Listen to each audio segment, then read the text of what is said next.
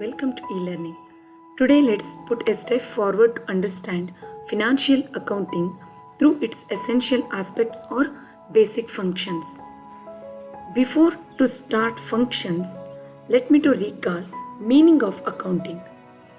Accounting is recording monetary transactions in an orderly manner and classifying those transactions under suitable heads and summarize those transactions in the form of statements to know actual impact of monetary transactions on financial position of a business unit and to communicate the same to the interested parties.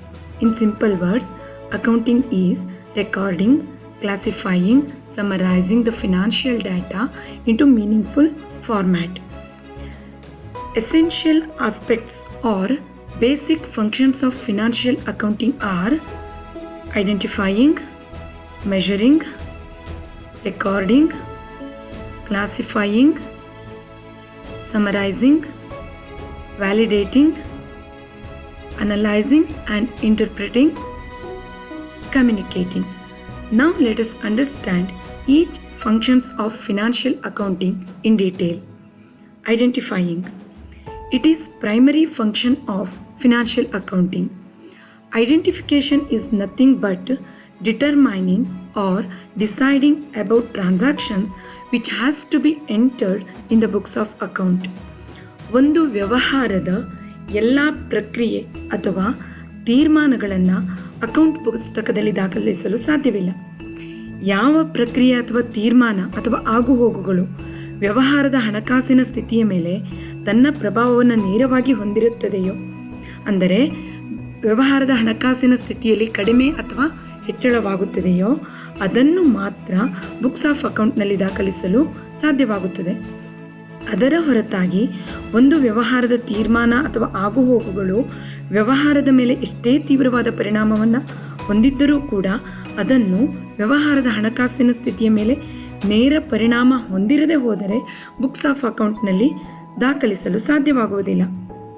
For each transaction which is going to be recorded in the books of account, there is need to collect, prepare or provide source document as an evidence for those transactions. Account ಬುಕ್ಕಿನಲ್ಲಿ ದಾಖಲಿಸುವ ಪ್ರತಿಯೊಂದು ಟ್ರಾನ್ಸಾಕ್ಷನ್ಗೂ ದಾಖಲೆಯನ್ನು ಒದಗಿಸಬೇಕಾಗುತ್ತೆ ಅಥವಾ ಸೂಕ್ತ ದಾಖಲೆಗಳನ್ನು ಗುರುತಿಸುವುದು, ತಯಾರಿಸುವುದು ಅಥವಾ ಫೈಲ್ ಮಾಡೋದನ್ನು ಮಾಡಬೇಕಾಗತ್ತೆ. So, the function of identification is related to segregate transactions which need to be recorded and which need not be recorded in the books of accounts and preparing documents for each transactions. Now let us see some examples. Purchase of goods worth rupees 50,000. In this function, we have to decide whether this transaction can be entered in the books of account or not. ಯಾವ ರೀತಿಯ ಟ್ರಾನ್ಸಾಕ್ಷನ್ನ ನಾವು record ಮಾಡ್ಬೋದು, ಯಾವುದು ನೇರವಾಗಿ ಹಣಕಾಸಿನ ಸ್ಥಿತಿಯ ಮೇಲೆ ಪರಿಣಾಮ ಬೀರುತ್ತದೆಯೋ ಅದು. ಇಲ್ಲೇನಾಗಿದೆ, ನಾವು 50,000 ರೂಪಾಯಿ ಮೌಲ್ಯದ ಗೂಡ್ಸನ್ನು ಖರೀದಿ ಮಾಡಿದ್ದೀವಿ. ಯಾವುದೇ ಗೂಡ್ಸನ್ನು ಖರೀದಿ ಮಾಡಿದಾಗ ಏನು ಮಾಡಬೇಕು, ನಾವು ಯಾರಿಂದ ಖರೀದಿ ಮಾಡಿರ್ತೇವೆಯೋ ಅವರಿಗೆ we have to pay the ಅಮೌಂಟನ್ನು ಪೇ ಮಾಡಿದಾಗ ಏನಾಗುತ್ತೆ, ಬಿಸ್ನೆಸ್ನ ಹಣಕಾಸಿನ ಸ್ಥಿತಿಯಲ್ಲಿ ಅಷ್ಟು ಕಡಿಮೆ ಆಗುತ್ತೆ, ಅದೇ ಗೂಡ್ಸ್ ಅಥವಾ ಸರಕುಗಳು ಹೆಚ್ಚಾಗುತ್ತೆ. So definitely we have to enter this transaction in the books of accounts. And next example is purchase a pen worth rupees 25. ಕೆಲವೊಮ್ಮೆ ಅನಿಸ್ಬೋದು 25 ಅಂತ ಒಂದು ಸ್ಮಾಲ್ ಅಮೌಂಟನ್ನು ಕೂಡ ಬುಕ್ಸ್ ಆಫ್ ಅಕೌಂಟಲ್ಲಿ ರೆಕಾರ್ಡ್ ಮಾಡಬೇಕಾ ಅಂತ. ಖಂಡಿತವಾಗ್ಲೂ ಹೌದು. ಯಾವಾಗ ನಾವು ಚಿಕ್ಕ ಅಮೌಂಟನ್ನು ಸ್ಪೆಂಡ್ ಮಾಡಿರ್ತೀವೋ ಆಗ ಏನು ಮಾಡಬೇಕು, ಆ ಎಲ್ಲ ಅಮೌಂಟನ್ನು ಕ್ಲಬ್ ಮಾಡಿ ಒಂದು ಹೆಡ್ಡಿಂಗಲ್ಲಿ ನಾವು ಅದನ್ನು ಅಕೌಂಟಿಂಗಲ್ಲಿ ದಾಖಲಿಸಲು ಸಾಧ್ಯವಿದೆ. ಈ ಎಕ್ಸಾಂಪಲ್ಗೆ ಪರ್ಟಿಕ್ಯುಲರ್ ಆಗಿ ಹೇಳಬೇಕು ಅಂತಂದರೆ, we can club these type of transactions or payments under the heading of stationery. Totally we have to enter this transaction. Further, goods sold worth rupees 25,000 on credit basis. When a business sells its goods on credit basis, it is not receiving the amount immediately or on the spot.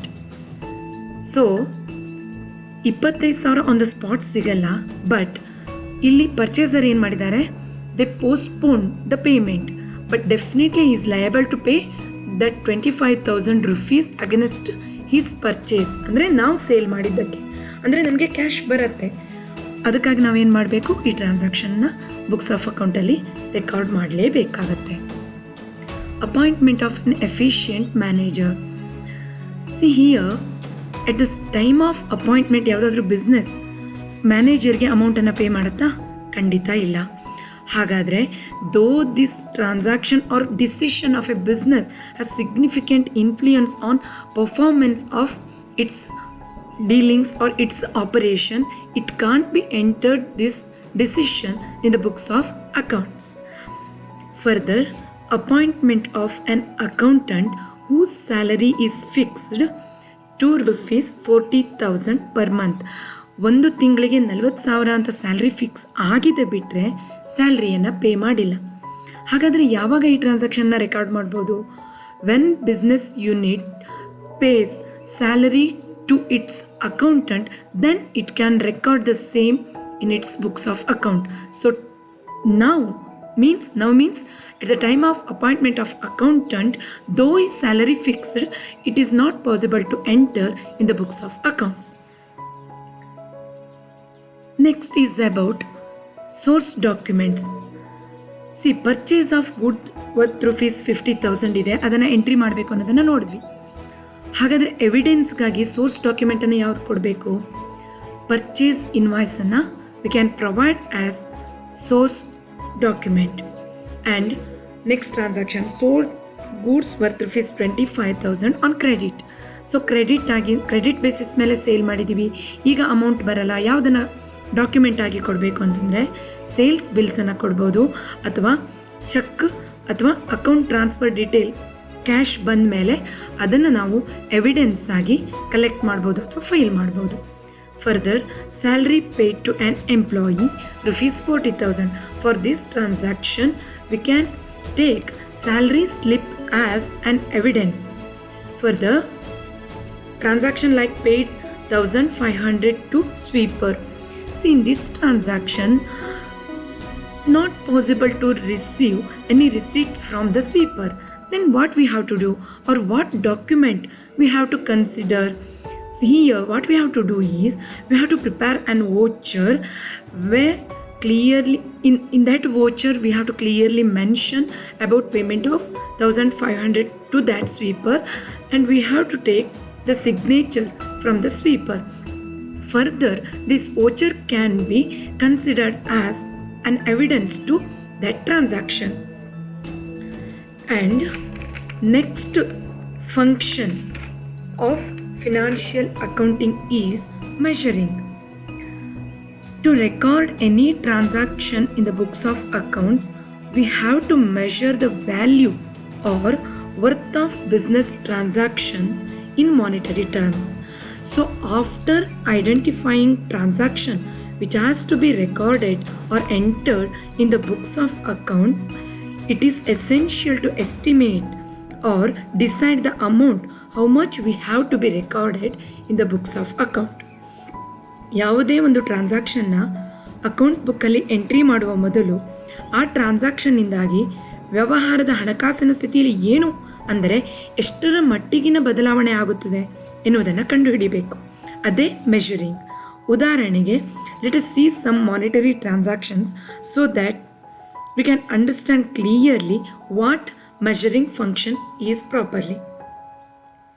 Purchase goods worth rupees 50,000.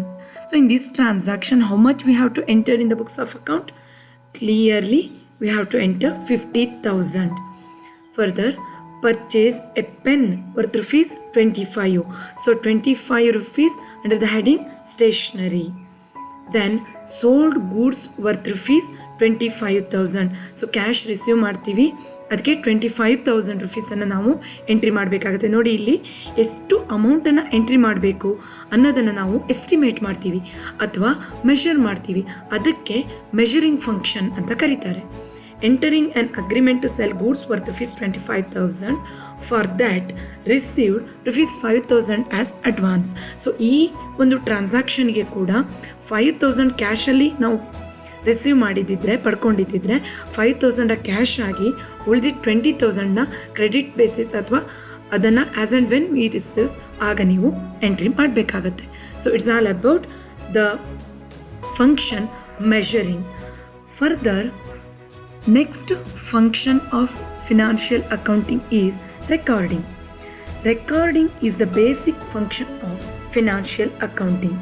It means that all business transactions of financial character are correctly recorded in terms of money in an orderly manner. The recording may be done either in a single book of original entry known as journal or in many books of original entry known as the subsidiary books.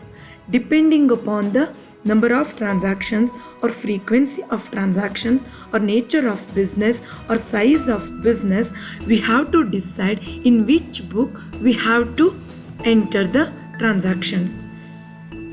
Recording business transactions ಅಂತ ಅಂದರೆ already ನಾವು ಏನು ಮಾಡಿದ್ದೀವಿ, ಯಾವ ಟ್ರಾನ್ಸಾಕ್ಷನ್ನ entry ಮಾಡಬೇಕು ಅಂತ ಗುರುತಿಸಿದ್ದೀವಿ, ಎಷ್ಟು ಅಮೌಂಟನ್ನು ಎಂಟ್ರಿ ಮಾಡಬೇಕು ಅನ್ನೋದನ್ನು ಕಂಡು ಹಿಡಿದಿದ್ದೀವಿ. ನೆಕ್ಸ್ಟ್ ಫಂಕ್ಷನ್ ಯಾವುದು ಅಂತಂದರೆ ರೆಕಾರ್ಡಿಂಗ್, ಅಂದರೆ ದಾಖಲಿಸುವುದು. ಬಿಸ್ನೆಸ್ ಒಂದು ವ್ಯವಹಾರದಲ್ಲಿ ಟ್ರಾನ್ಸಾಕ್ಷನ್ಗಳನ್ನು ಜರ್ನಲಲ್ಲೂ ದಾಖಲಿಸಬಹುದು ಅಥವಾ ಸಬ್ಸಿಡರಿ ಬುಕ್ಗಳಲ್ಲೂ ದಾಖಲಿಸಬಹುದು. ಯಾವುದರಲ್ಲಿ ದಾಖಲೆ ಮಾಡಬೇಕು ಅನ್ನೋದು ಬಿಸ್ನೆಸ್ನ ಪ್ರಾಕ್ಟೀಸ್ಗೆ ಅಥವಾ ಆ ಎಷ್ಟು ಟ್ರಾನ್ಸಾಕ್ಷನ್ಗಳು ಒಂದು ಬಿಸ್ನೆಸ್ಸಲ್ಲಿ ಒಂದು ದಿನಕ್ಕೆ ನಡೆಯುತ್ತೆ ಅದರ ಬೇಸ್ ಮೇಲೆ ಅವರು ಡಿಸಿಷನ್ನ ತೆಗೆದುಕೊಳ್ಬೋದು. ಒಟ್ಟಿನಲ್ಲಿ ನಾವು ದಾಖಲಿಸುವ ಅಂದರೆ ಟ್ರಾನ್ಸಾಕ್ಷನ್ನ ಗುರುತಿಸಿದ್ದು ಮತ್ತು ಅದರ ಮೆಷರ್ ಮಾಡಿದ್ದನ್ನು ದಾಖಲಿಸುವ ಪ್ರಕ್ರಿಯೆಗೆ ರೆಕಾರ್ಡಿಂಗ್ ಅಂತ ಕರಿತೀವಿ. ಇದು ನೋಡಿ, ಇದು ಒಂದು ಜರ್ನಲ್ ಪೇಜ್ನ ಒಂದು ಎಕ್ಸಾಂಪಲ್. ರೆಕಾರ್ಡಿಂಗ್ ಯಾವ ರೀತಿಯಾಗಿರುತ್ತೆ ಅಂತ. ಫಸ್ಟ್ ಟ್ರಾನ್ಸಾಕ್ಷನ್ ನೋಡಿ, it happen on 1st January 2020. ಯಾವ ಟ್ರಾನ್ಸಾಕ್ಷನ್ ಅದು? ಕ್ಯಾಪಿಟಲ್ ಇನ್ವೆಸ್ಟ್ಮೆಂಟ್ ಆಗಿದೆ ಒಂದೇ ಬಿಸ್ನೆಸ್ ಸ್ಟಾರ್ಟ್ ಮಾಡೋಕ್ಕೆ. ಕ್ಯಾಪಿಟಲ್ ಯಾವ ಫಾರ್ಮಲ್ಲಿದೆ? ಕ್ಯಾಶ್ ಇದೆ, ಸ್ಟಾಕ್ ಇದೆ, ಫರ್ನಿಚರ್ ಇದೆ.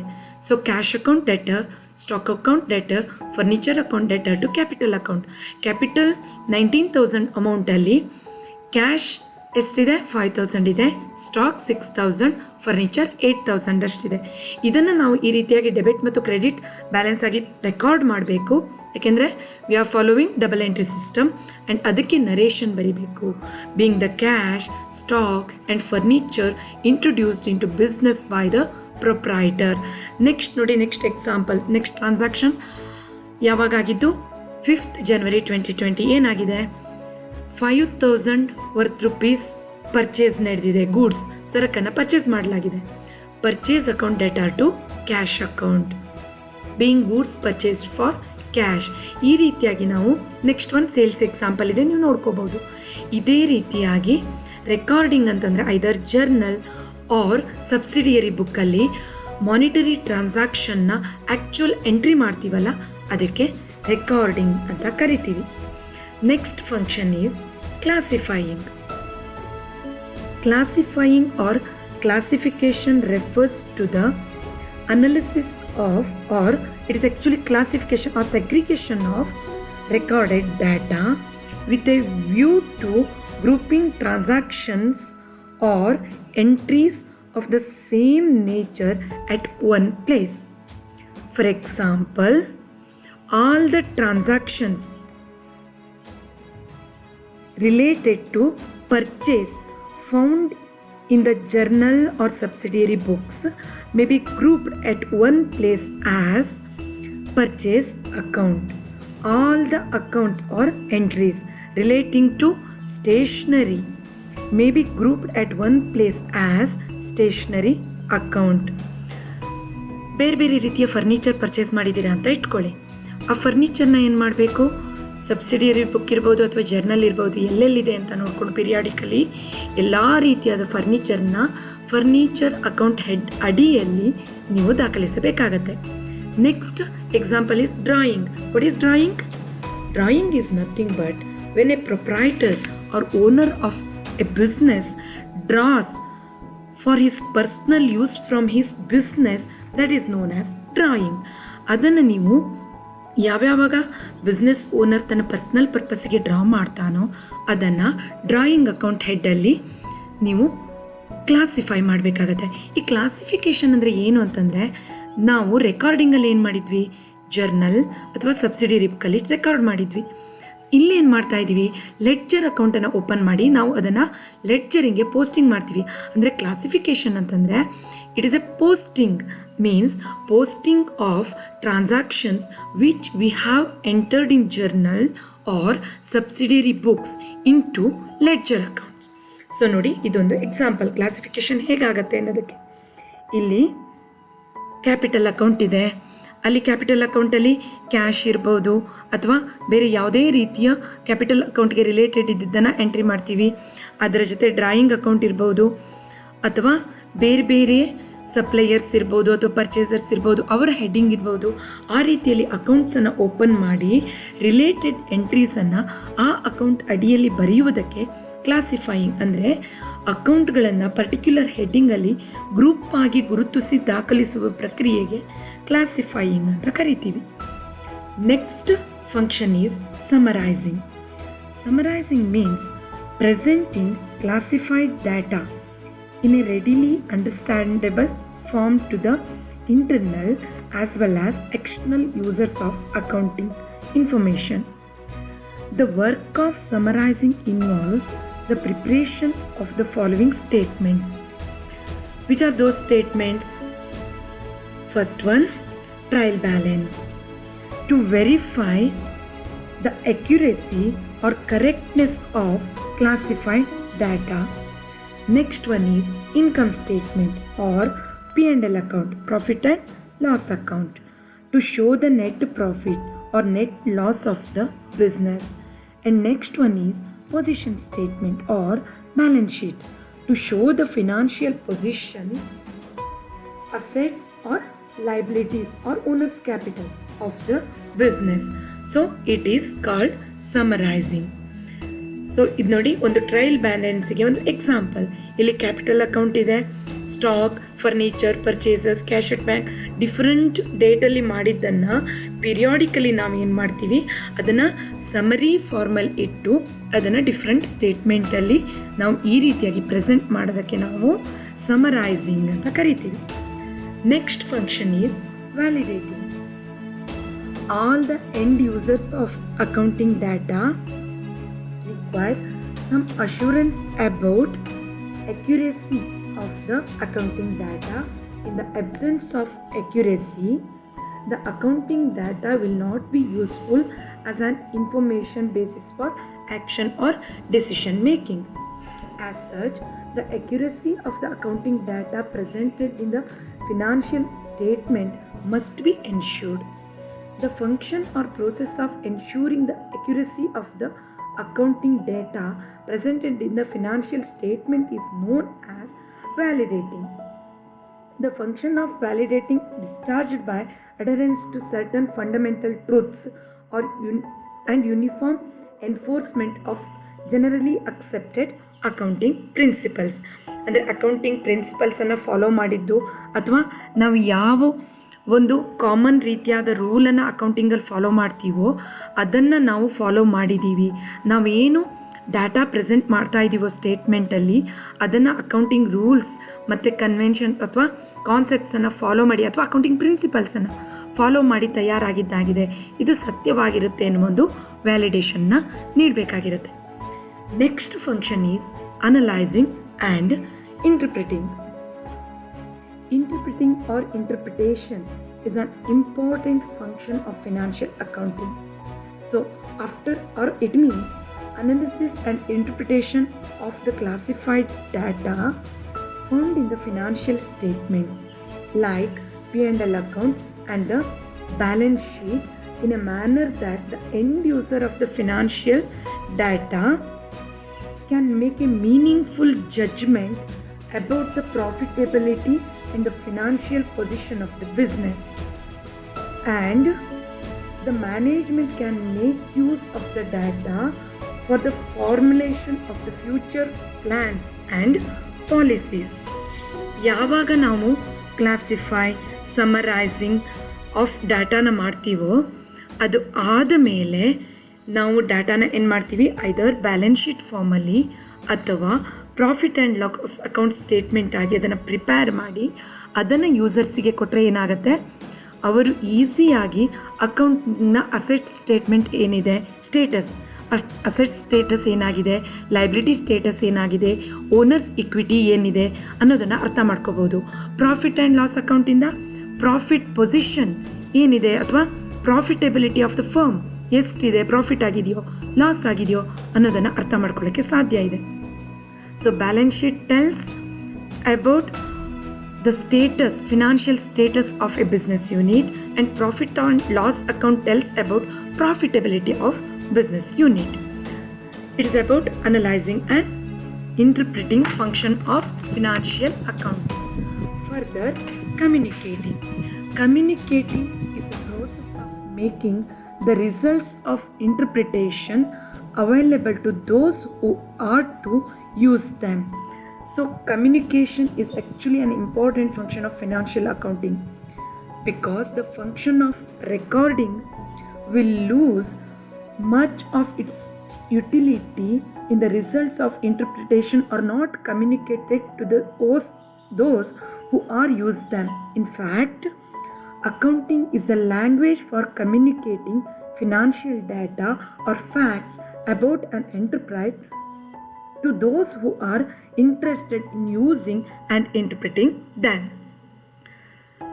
ಸೊ ಕಮ್ಯುನಿಕೇಟಿಂಗ್ ಯಾರ್ಯಾರಿಗೆ ಮಾಡ್ತೀವಿ, ಯಾರ್ಯಾರು ಇಂಟ್ರೆಸ್ಟೆಡ್ ಪಾರ್ಟೀಸ್, ಮ್ಯಾನೇಜ್ಮೆಂಟ್ ಇರ್ಬೋದು. ಯಾಕೆ, ಫ್ಯೂಚರ್ ಬಗ್ಗೆ ಡಿಸಿಷನ್ ತೆಗೆದುಕೊಳ್ಳೋಕ್ಕೆ ಮ್ಯಾನೇಜ್ಮೆಂಟಿಗೆ ಅಕೌಂಟಿಂಗ್ ಇನ್ಫಾರ್ಮೇಷನ್ ಬೇಕಾಗತ್ತೆ.